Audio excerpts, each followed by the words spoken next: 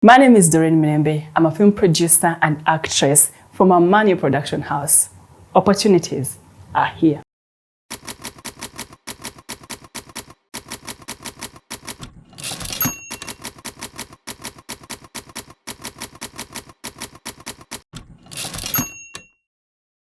Well, film is a new medium in Uganda, and so many youth and people like us have jumped on board because we are creatives. We've been in schools telling stories, working in every school dramas.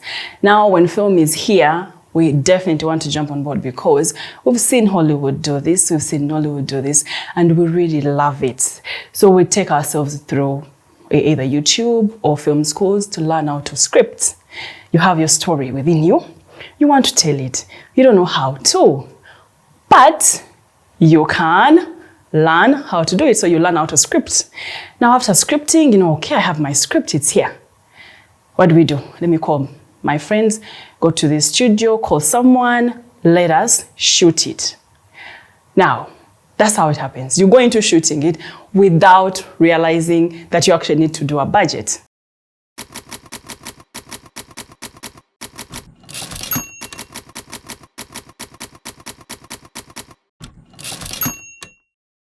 Well, because we love films in Uganda, we love telling stories, we go it wholeheartedly. We forget about the budgeting aspect. We forget about the stages of making a beautiful project, which is development, production, pre-production, post-production, and distribution. We actually make movies and move with them in our laptops. Remember, you find a friend, nakozeka film, can I show you? On your laptop, you give them, they watch. Because you didn't plan distribution. You just make your movie, my family will watch it, I'll take national theater, and that's it.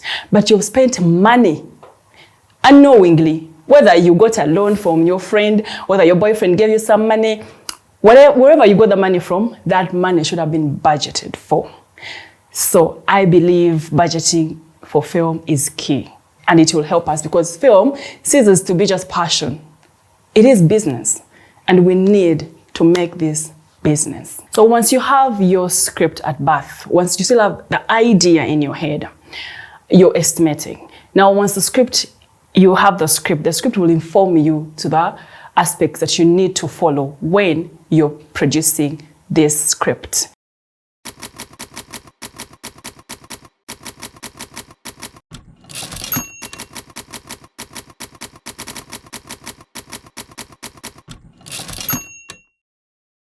Once your beautiful idea is on script, the script will inform you on what you need for budgeting. Because most times we do forget about the stages, development, and then pre-production, which is key. Because in pre-production, you're going to understand who to hire. Why am I hiring them? Which actors to work with? Which locations? And then pre-production should start like a year even before your product is shot, because you have to avoid wasting time so that you do not lose money. Let's say you have pre-production now and you're shooting next year, same month. You have enough time to negotiate well, negotiate budgets, negotiate with the DOPs, even understand who I'm going to work with, and these people won't make me lose money. Because any day on set, it's money. As a producers, we work with the money. Each day is money spent.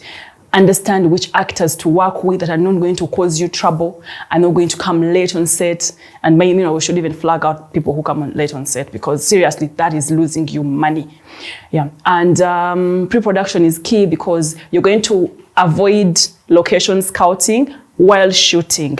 You plan your locations early so that when you go on location, you just shoot. It will help you save a lot of money, and the partners you're working with will respect you. So I'll urge you, anybody who is into film, who is making a script right now, think about pre-production, because this is where you're going to save a lot of money, because everything will be planned accordingly. You get on set, you just shoot. You get to the location, it is available. You don't waste time. So when your pre-production is, like I said, it is key, because this is where you're going to save a lot of money because of good planning and keeping time. Now, when you're done with your pre-production. Now you're going into production. Let's say after 8 months of planning, if it's a short film, or a year of planning, if it's a feature film.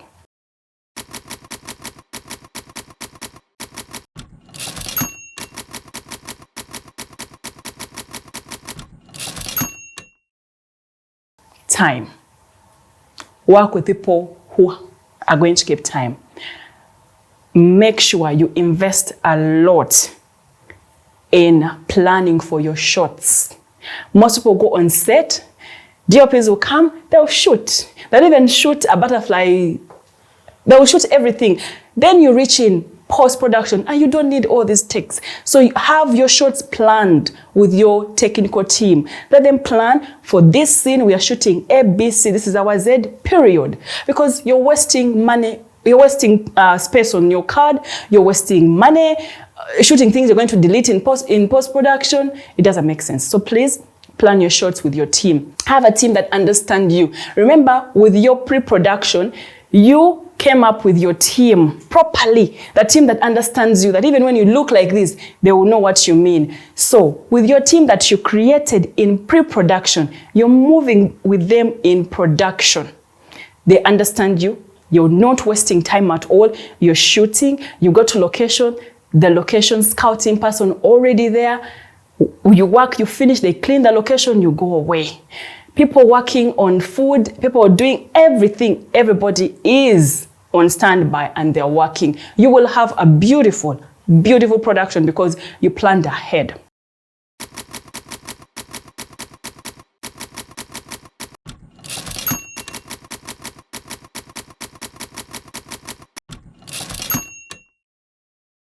You realize that in Uganda, the producer is a director most times and might also be the DOP sometimes, but it is best if you have a producer and the director separate.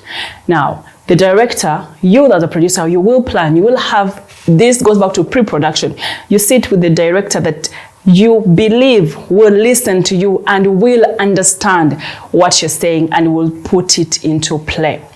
So that director will plan with the team, the technical team, the important takes, the important shots. So you don't just shoot far, then you come back with a card that is full and we don't have the important takes. So please have them. Once you want to continue with maybe a beautiful actress, take more of her behind, left, right, center, it is okay. But after the important shots, when you plan your shots, you really, really save a lot of money and save your project. Your project will not be mediocre.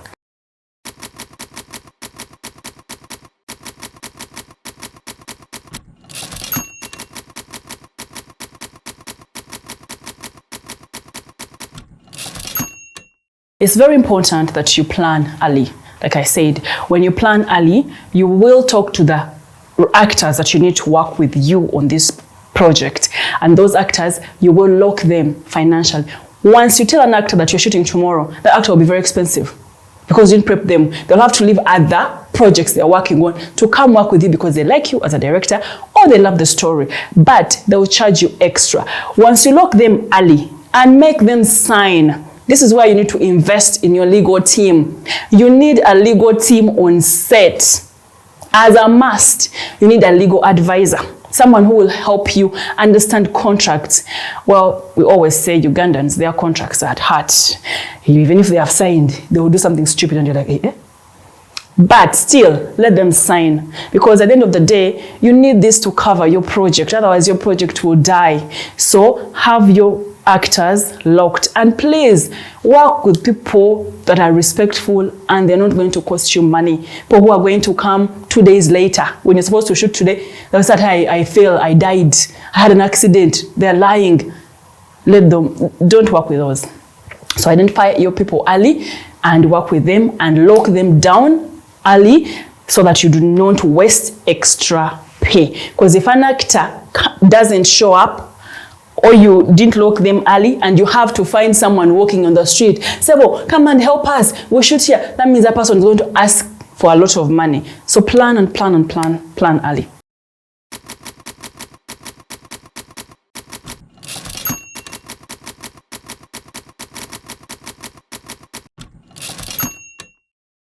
when it comes to equipment that you're planning to use on your project, in most cases, producers might not have, might not know everything about gear, but the GOP they have selected has an idea or knows almost everything about it. So first of all, educate yourself on almost everything you as a producer. You don't have to know how to hold a camera. When you're planning your shoot, of course, you have to identify the kind of cameras, lights, and sound that you need to work with, and then you're going to hire the right people. Your DOP will definitely guide you on, because of the script. One thing I realized about Ugandans, they do not want to read scripts. Banangi. The DOP comes on and said, he doesn't know what's going to happen. So they're not telling a story through the lens. They're just there. DOPs should read the script, and please hire a DOP who has read the script. They read the script, they plan with you. They look at these actors that because of this, I will take this shot and I will give her this. And if she comes out dressed differently, maybe the costume department didn't do their job, the DOP can say, because of the story I read, she shouldn't be dressed like this. Please cut through the director and make sure that you work with such DOPs, because they are invested in your story. They want to work with you on this story. So if a DOP is aware of what you're going to, or what story you're telling, they have read the script, they will definitely help you pick the right camera. And lock these prices with them.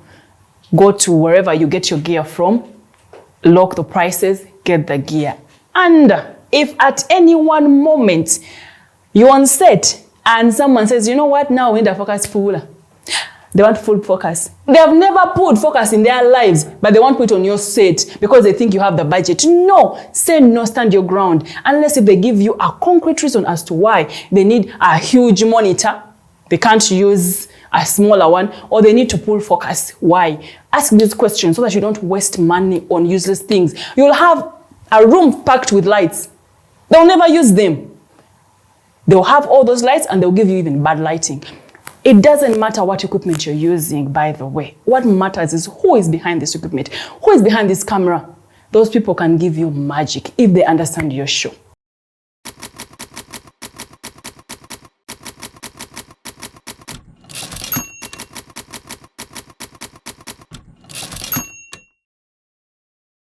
Miscellaneous budget. You need this.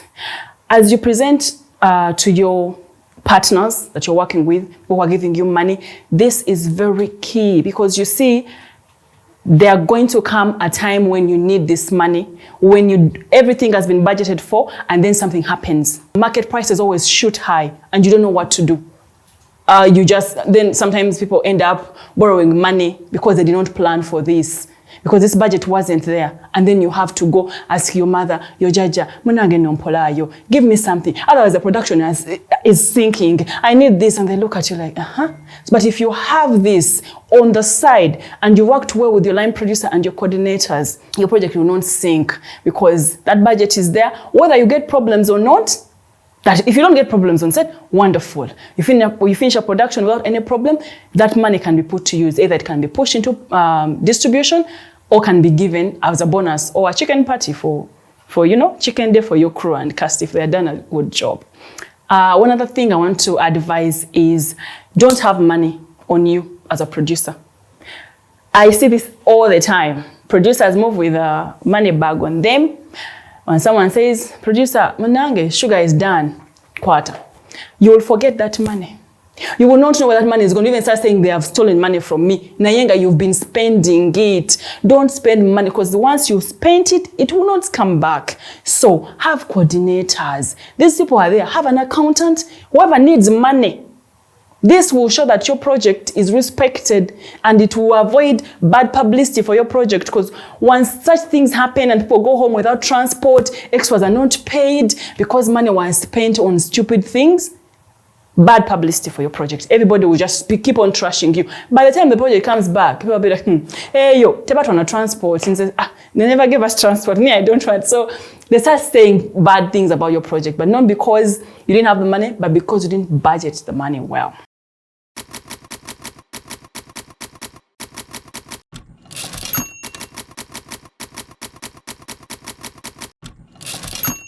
Yes, we make these budgets, but how do you cut costs? Because they'll give you a budget of 100 million.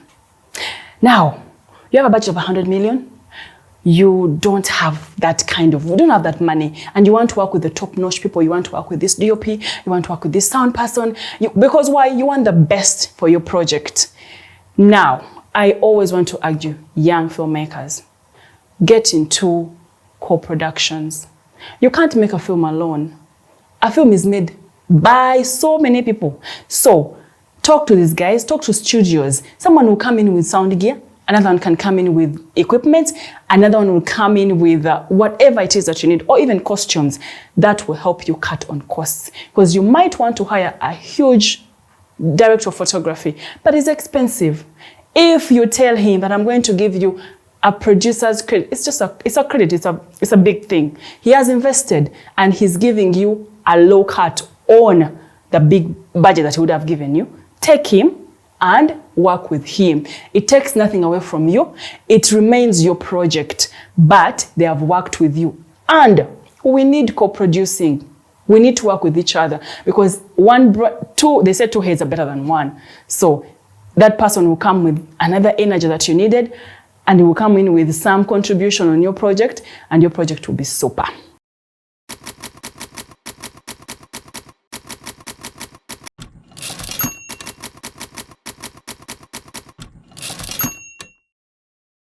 I'll take you back to, again, pre-production, because most of these things, they start from pre-production.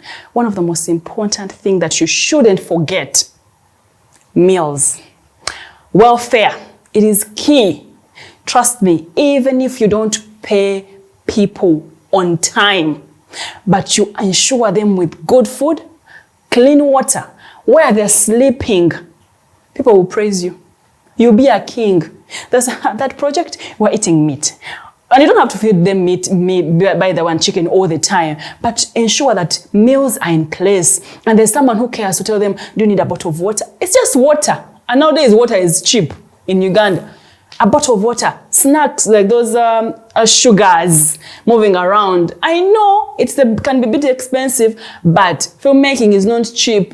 It is expensive. So plan for this, budget for them, let people feed well, let them sleep well, and ensure their health. When it comes to people's health, you cannot compromise this at all. People fall sick any day. You'll be there shooting a beautiful scene and then someone collapses. Now what do? You should always have a number of an ambulance on standby, whereby if something like that happens, someone is waiting to a hospital. You should make friends with hospitals that can even treat you and pay later so that you can save someone's life. When you do such things, people will respect your production house. They'll respect you as a film producer because people really want to be cared for. They want to feel like, that producer is a human being. He's not just here to grab money and go. He cares about us. Good food, good sleeping arrangements.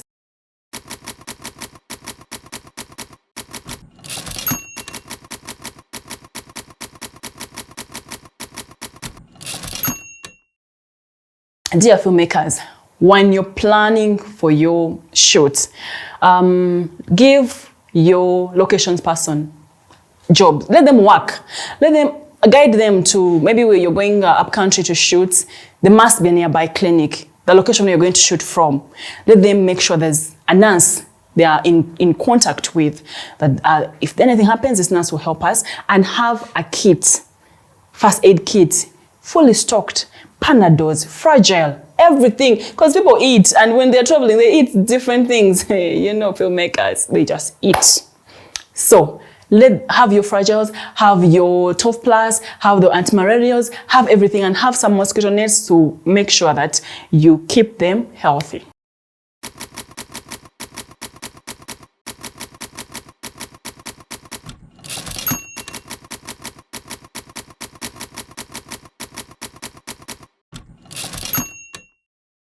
It's very important to plan for transportation for both your crew members, your cast, but also most important for your equipment. Not your equipment, because you're renting this equipment.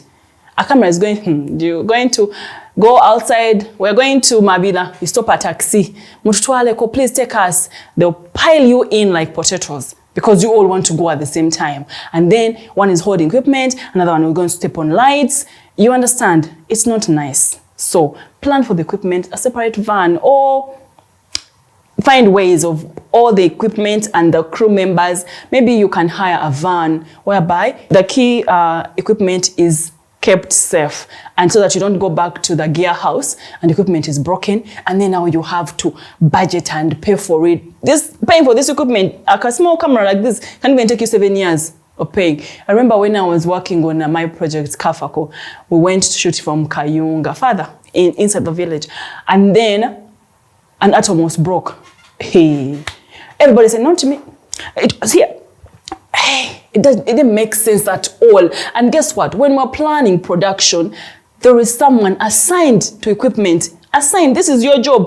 All you have to do on this set is to take care of equipment. But they will give you excuses. Because now you put us on a tata, you put us on a taxi. Now how do you expect us to keep equipment? So to avoid all that, make sure you plan for the transportation of the equipment and also your key, crew, and cast.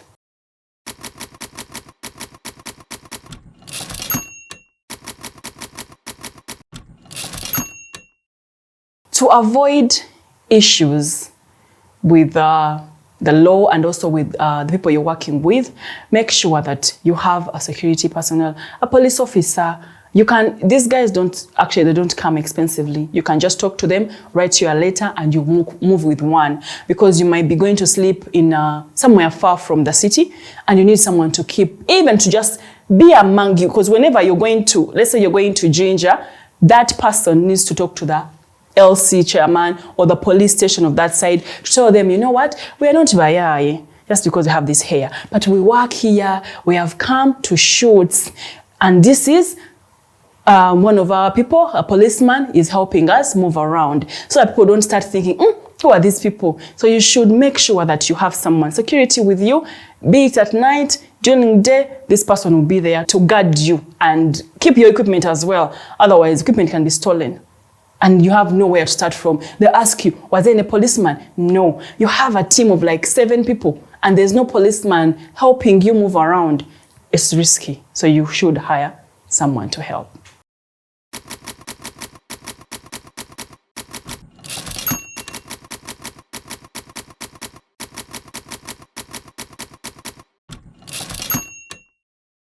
Well, to avoid disruptions for your project, as you're budgeting, we go back to your budget, don't forget to add in the budgeting for licenses and clearances. Please, it is important. And you'll be lucky if they don't stop you.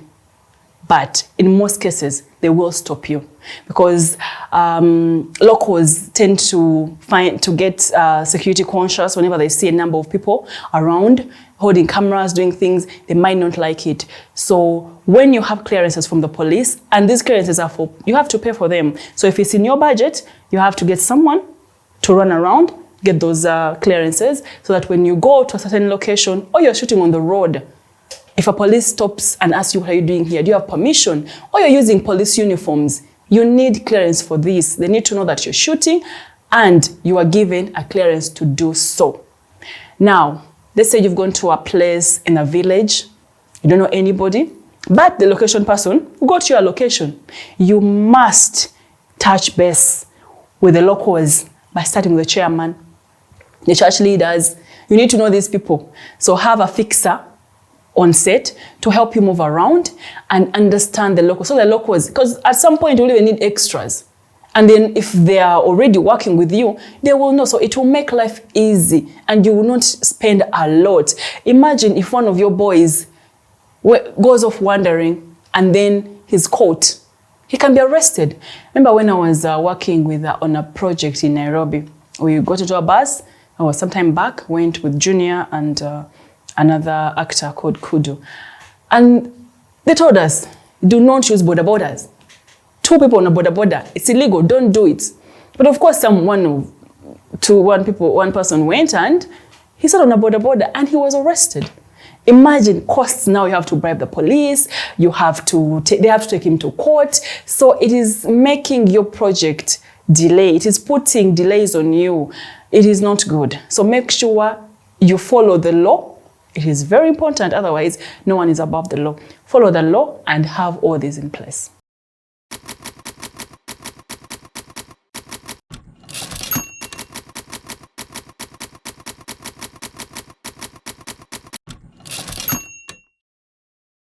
Dangers of poor budgeting. Yeah, if you don't budget well, because it's new to us, we rarely budget well because we normally work with estimates. I remember when I was producing Kafako. Kafako was my first feature film. And what happened, I planned for everything. I planned to pay people so well. I was so passionate about paying people well because as an actress, I was working and I was never paid. You dress yourself, you take yourself on a border, you do your makeup, but you don't get paid. Now, when I got a project and I had a budget and we worked on a budget well with the experts, with accountants, I did not plan for post-production. Rarely do we plan for post-production. Actually, we don't. Most people don't. And I thought I was the only one until when I said that, I was like, you're not alone. Almost everybody doesn't plan for post-production in Uganda. Well, because we're so passionate about production, how the picture is going to come out. Now, once you have the proxies are there, you're going through them, you're so excited. Now we start, everybody goes home. You've been shooting for a month. Now everybody's done, everybody goes home. Now there comes a time when you have to hire editors to come sit on a picture, give you proxies, look at it, and then give you the final product. My goodness. Post-production is expensive, even more expensive than production. I never knew this. It was shocking to me. It killed me. I lost weight. I didn't know what to do. Because you see, I thought you shoot, you're happy you have a picture. Who's going to look at your picture without it being edited? And editors are very expensive. And whatever they use is expensive. It was too bad. VFX. You have reshoots. You look at your you look at your production and you have pickup scenes. You didn't budget for them, but you need to go back and shoot them. You find, that's what I told you, that plan for your short. Sometimes they shoot things that are not even useful and you have to delete those scenes in post.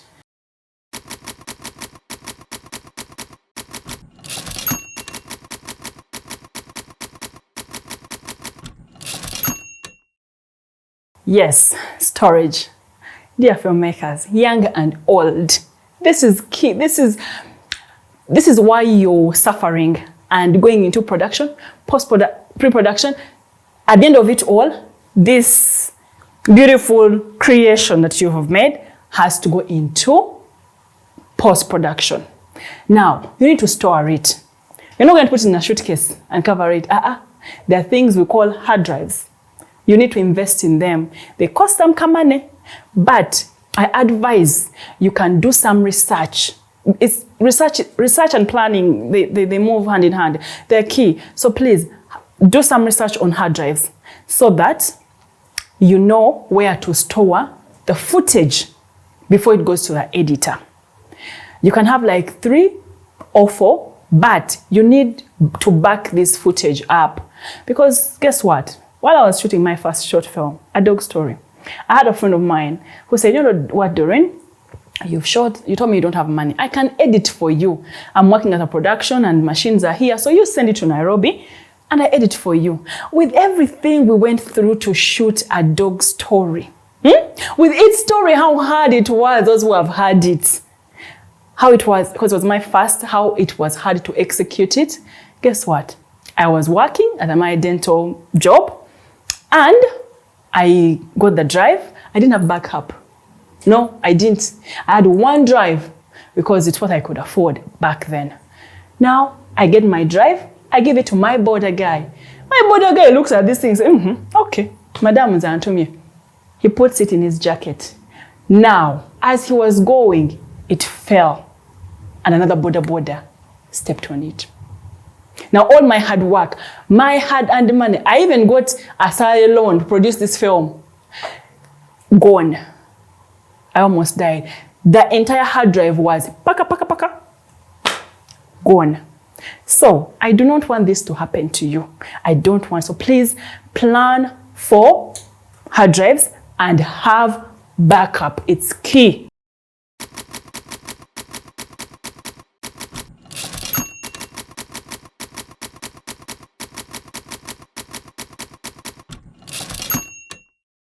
Now, once all things are done, you've done your pre-production well, you have your post-production done well, everything is done. Remember, in your budget, we budgeted for what? For distribution. We did not forget, we budget for distribution. Now, distribution doesn't necessarily mean that you're going to sell the film abroad only. No, you can even distribute it here in Uganda. Stop this habit of making your short film and move with it on your laptop, showing us National Theatre. You show us a sample. Plan. If your budget, you had distribution, and this takes with the, because you have to make posters, trailers, you have to tease us. Those teasers, you have to plan for them because they come with money. People are not going to make them for free. Posters won't be for free. You never know. You might have this short that you had a small budget, and guess what? You make a teaser. Someone sees it, they're interested. They say, you know what? Let me give you money for a billboard. Let me give you, your film becomes big because it's possible. Art can become magic. It can become gold any day. Art is beautiful. So please plan for distribution and start distributing your film, whether on phones, trailers, whether posters. That is part of distribution. Plan for it and you'll do it and you'll be proud of your product.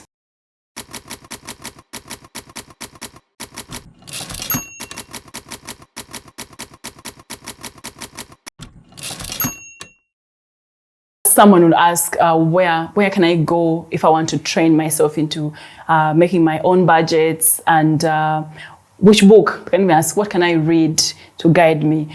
I think the only training ground is for you to go out there and make a film and put in consideration all the aspects.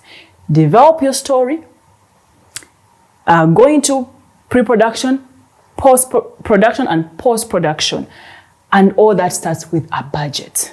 Now, you might fear, if I tell this person they told me about, I tell them my budget, or someone gave me some 50M and I tell them, they might charge me a lot. If I tell them I have 50M, plan for this script. Don't fear.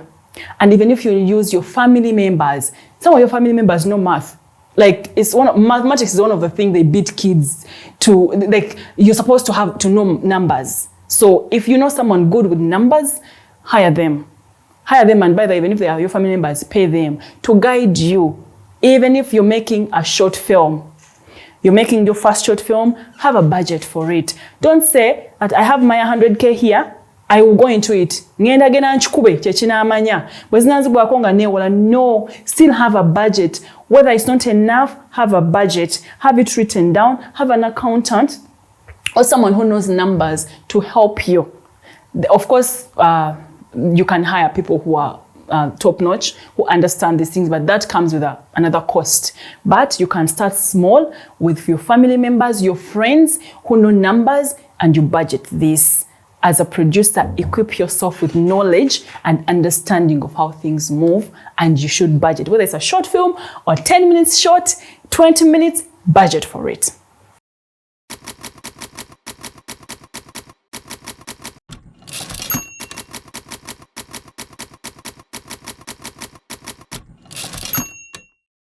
Well, when I'm not, I have two Doreens. I am a dental assistant, and I'm also a film producer. When I'm not going to the dental clinic, I wake up, take care of my family, and then run to the production house. Right now we are working on a TV series, and we're in a break working on our scripts.